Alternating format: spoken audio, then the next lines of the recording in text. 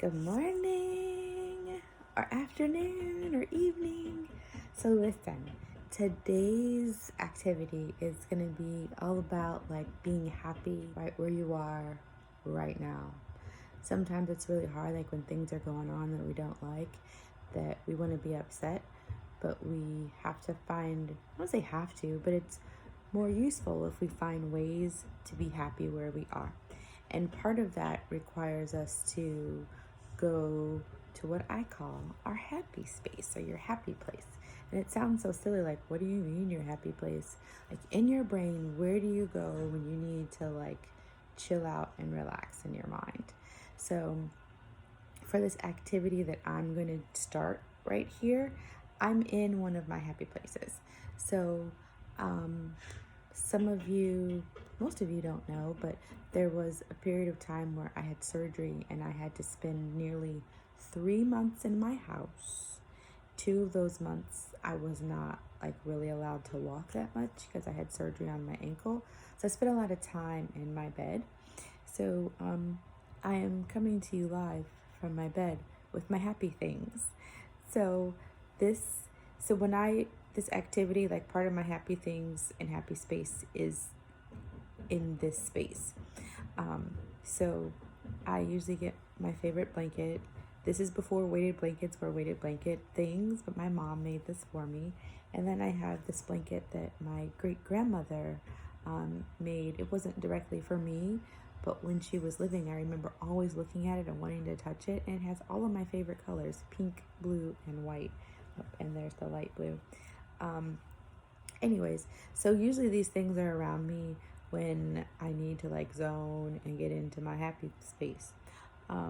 So that being said, let's get into this activity that I'm going to start with you, and then I'll post the rest of it, my finished product, because it'll take me a while on Class Dojo. So what you have to do, or should do, or could do, is think of a place that makes you happy. Some of these spaces are like I said, my bedroom, one of my favorite yoga studios, or my mom's porch, or my mom's living room, my grandma's backyard. My grandma used to have this amazingly huge backyard with a garden and apple and peach trees. So I would sit in the trees, or I'd sit on the swing. Either way, what you are going to do today, or what we're going to do today, is we're going to draw a picture of our happy place. And some of y'all might not know this, but my mom is a visual artist and I love to draw almost as much as she does. So what I do is I get my handy dandy paper and all of my pens. Some of you may not have ever known that Miss Atlee has a thing for pens, but I have a thing for pens. Like, I have tons and tons of pens and pencils because those are important too, and highlighters. But what I do is I get my paper and all of my pens. Look, guys, there's so many pens. And still more pens.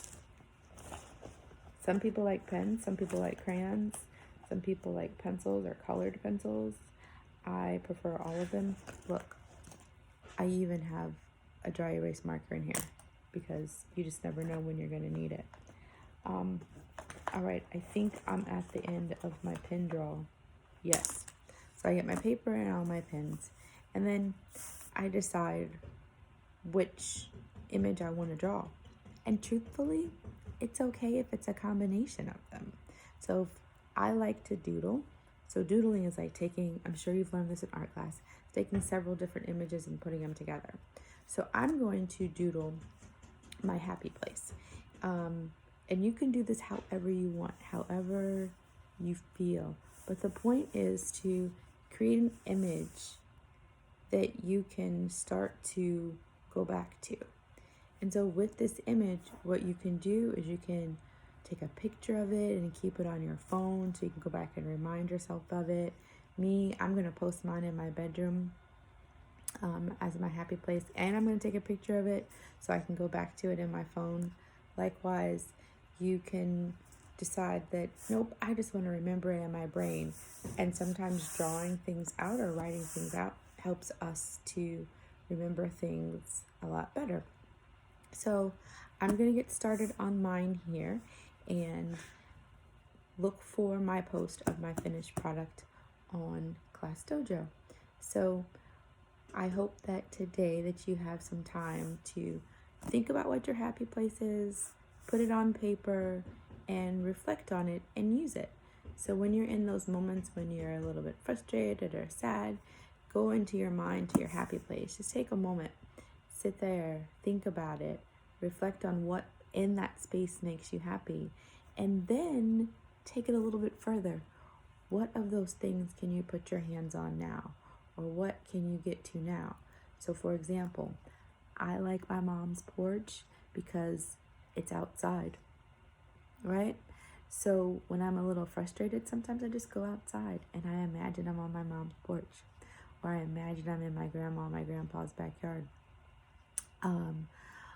Like here, my bedroom, my bed, comfy space. So if I'm having a hard day at work sometimes, I'll put a blanket over my lap because it just feels comforting to me. So I don't want you to feel as though you can't get to those pieces and parts of your happy place if you're not in your happy place.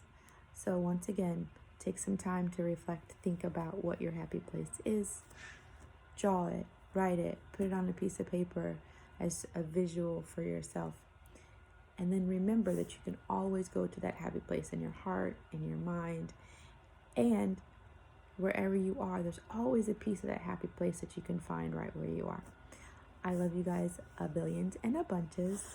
This is one of my favorite things to do. I'm getting ready to draw and doodle and color to some music. Hold on. Alexa, play Anita Baker. Playing songs by Anita entitled. Here we go, guys. Starting the doodle. Love you later. Like, love you lots. Bye.